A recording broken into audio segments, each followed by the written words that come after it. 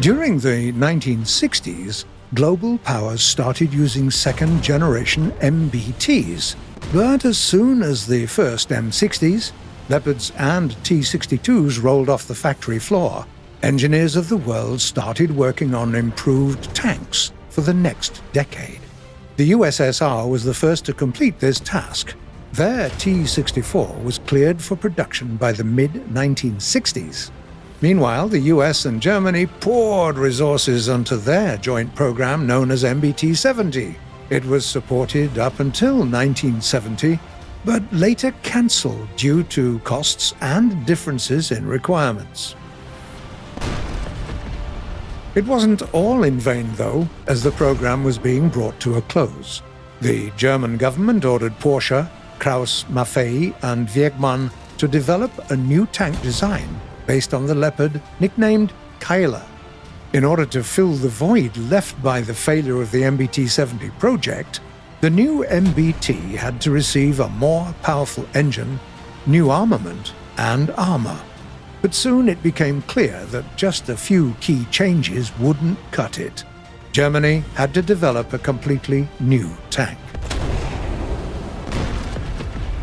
The new design was influenced by both the MBT-70 and the German take on the MBT-70 formula, known as KPZ-70.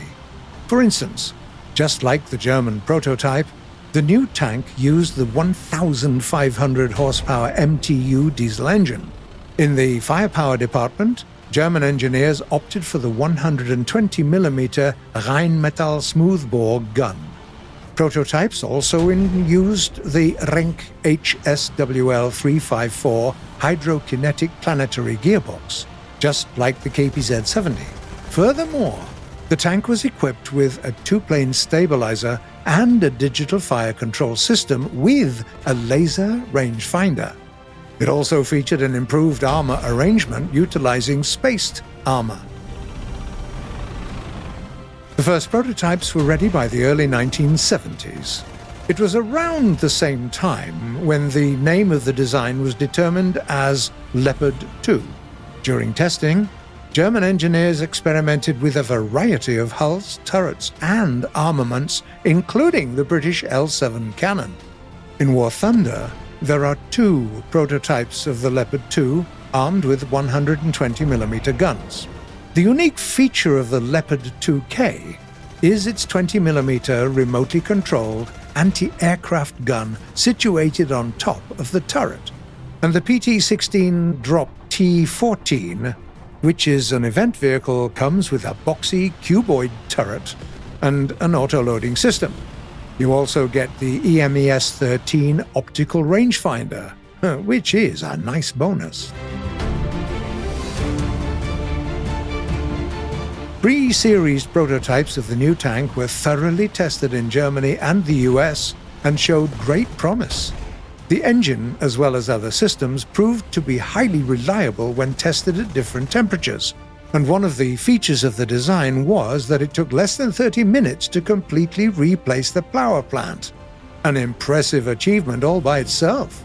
Moreover, in most aspects, the German RH-120 cannon was clearly superior to the British L7.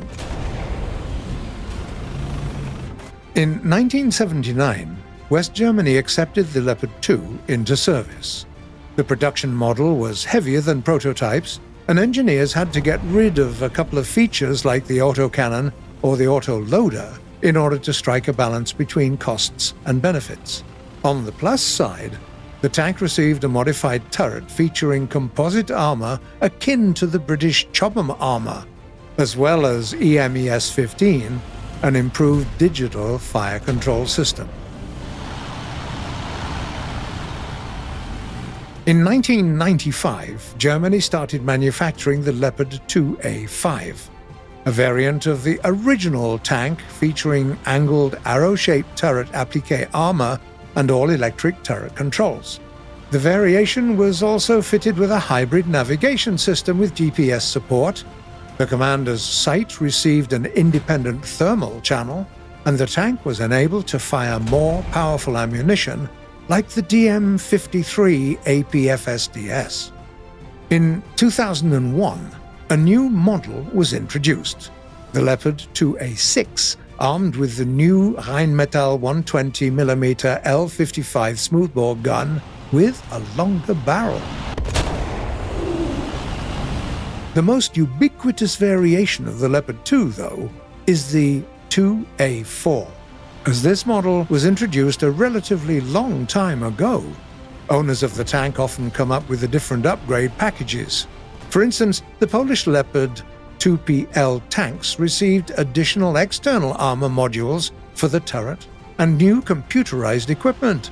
Not only that, the gun was modified to adapt to the use of new types of ammo, including programmable DM11 ammunition.